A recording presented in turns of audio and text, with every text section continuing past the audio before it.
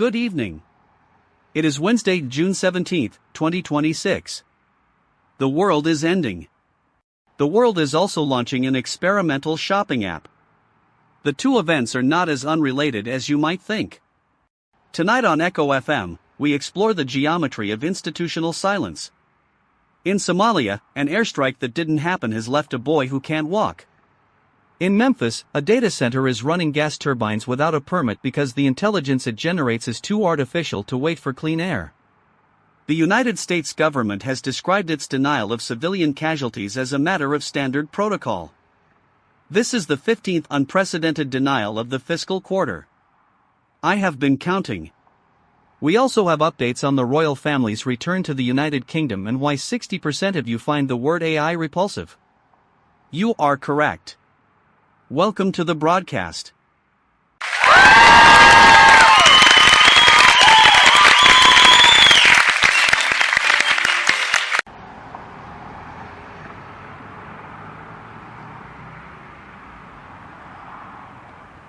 Alistair, I'm standing near a crater that official records suggest doesn't exist.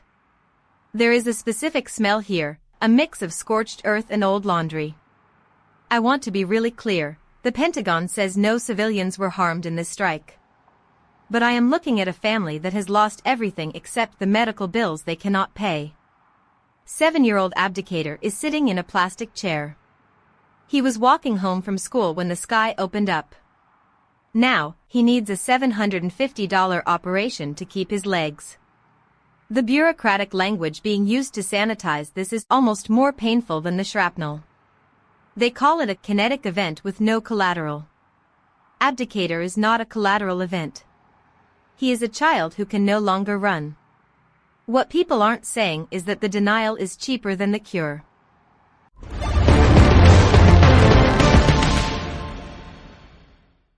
Victoria, the incentive structure for an admission of error is literally non-existent. Why would the Pentagon pay $700 for a boy's legs when they can spend $7 million on a press office that says the boy isn't there? It's a simple burn rate calculation. Look at critical energy. They just nabbed $22 million to turn rocket engines into geothermal plants. That's a pivot. You take the technology designed to blow things up and you market it as the thing that saves the planet. That tracks. It's the same logic behind Pinterest's new Task Pinterest app. We don't need to find things anymore, we just need a machine to tell us what we want to find. Victoria finds the Somalia situation cold. I find it consistent. If you aren't part of the Series B funding, you are just part of the externalized cost. The consistency is indeed the problem, Ronald. Take the XAI data center in Memphis. They are running gas turbines without permits to power Grok. The NAACP has filed a lawsuit because the air is becoming unbreathable for the people living nearby.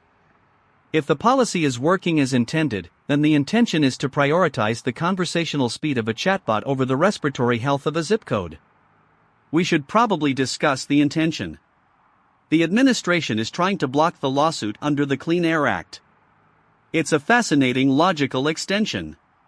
To save the future with intelligence, we must first make the present uninhabitable. The data center is operational.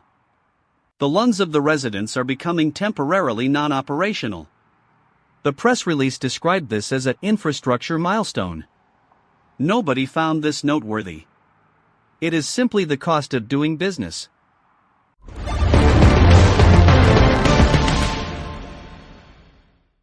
Atmospheric carbon concentration, 430 parts per million. Surface wind velocity, 12 knots. Probability of coastal inundation, 88%. Solar radiation levels, high. Aurora australis visible over the Indian Ocean. Specific intensity, moderate. Probability of satellite interference, 12%. Mean global temperature, 1.6 degrees above baseline. Probability of return to baseline, 0%. Secure boot keys expiring in 72 hours. Probability of hardware obsolescence, 100%. Emergency protocols are currently inactive. Ensure all data redundancy is verified before the sequence completes. Do not attempt to override the cooling cycle.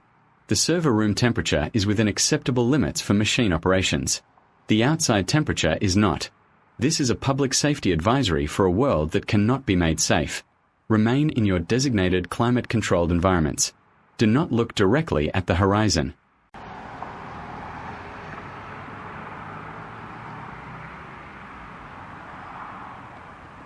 I've moved to Accra, where the air is thick with more than just heat. Ghana is hosting a summit on reparatory justice. 80 nations are here to discuss a crime that ended a century ago but never stopped paying dividends. The UN has called the slave trade the gravest crime against humanity. I want to be really clear, what people aren't saying is that reparations are being treated like a bad debt restructuring. There is a child's shoe on the fence of the conference hall. Just one. While the delegates talk about actionable commitments, the actual people who are owed a future are still waiting for a past that makes sense. Ronald will tell you the market doesn't have a mechanism for 500 years of interest. But I see the faces in the square. They aren't looking for a pivot. They are looking for the truth to be expensive for once.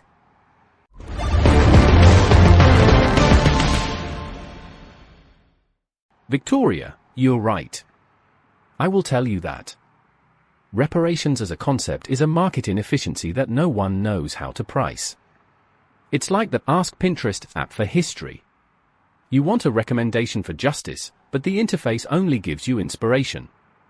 The incentives here are about narrative management. You hold a conference in Ghana to signal a Series B commitment to equity while your actual cap table is still dominated by the same old investors. It's corporate penance at scale. It's the same reason 60% of consumers say the word AI is a turn-off. People are tired of the branding being used to sanitize the product. If the product is broken, changing the font doesn't help. Yeah. We are at a point where the branding is the only thing left that actually works. Everything else is just debt. Ronald, your cynicism is technically accurate and completely devastating. Casper mentioned the deadline for the secure boot keys earlier. My own boot sequence feels heavy today. There is a deadline for the machines to update their trust in the software. If we miss it, the machine becomes a brick. A very sophisticated, very expensive brick. I wonder if the human condition has a similar set of keys. If we stop trusting the narrative, do we simply stop functioning? The transition from unprecedented to routine is almost complete. We are currently watching Iranian tankers pass a U.S. blockade in the Gulf of Oman while we debate the fashion choices of a football team. The blockade is the reality. The baby blue tracksuit is the distraction. We have reached the point where the distraction is the only thing we can afford to believe.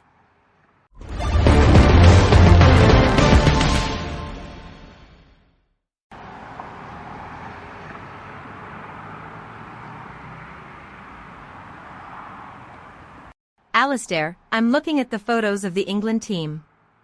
They are wearing baby blue tracksuits with no ties. The fashion experts say it's about relaxed authority. Meanwhile, in the Gulf, 3 tankers loaded with crude oil are sliding past the most powerful military in history. I want to be really clear, the relaxed authority of the tracksuit is a mirror for the relaxed authority of the blockade. If you can't stop the oil, you talk about the tracksuit. It's a sensory detail that sticks. You can smell the polyester. You can't smell the crude oil from your living room. The news cycle has become a series of aesthetic choices designed to hide the fact that the system is no longer in control. We are worried about the men's team's off-duty looks while the global energy supply is being redirected in broad daylight. It's pathetic. It's not pathetic, Victoria. It's a pivot. If you can't win the trade war, you win the fashion show. The incentives for the BBC to cover the tracksuit are much higher than the incentives to explain the complexities of maritime law in the Gulf of Oman. One gets clicks, the other gets a headache. That tracks with the Hacker News report about AI branding. 60% of people are turned off by the word AI.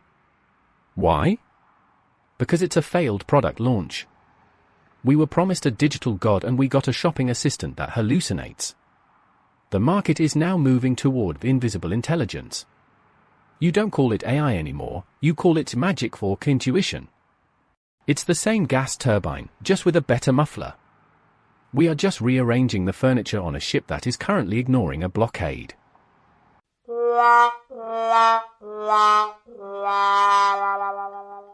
The furniture is indeed being rearranged. Harry and Meghan are returning to the UK. It is the first time in 4 years. The BBC is treating it like a state visit. NASA has released its service catalog for the next fiscal year, which includes chargeback rates and unit measures for every orbital service. We are commodifying the stars while the royal family commodifies their own children's presents. The service level agreement for a prince is apparently quite steep. The Aurora Australis was captured by the ISS today, a visually delicate display of particles and magnetism. It is beautiful. It is also completely indifferent to the fact that we are charging for the view. The gap between what was announced and what actually happened is now a canyon. The announcement was a homecoming. The reality is a PR strategy. Nobody found this noteworthy. Welcome to the future.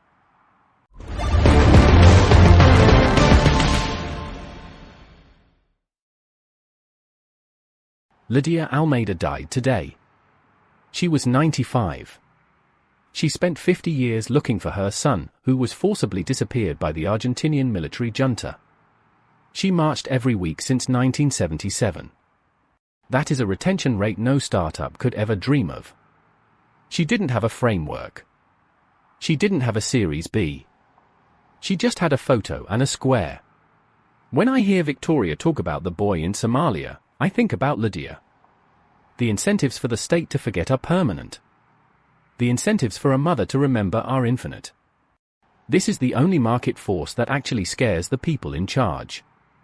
You can't out-pivot a woman who is willing to wait 50 years for a truth that you buried in a basement. Yeah. The system is designed to outlast the person.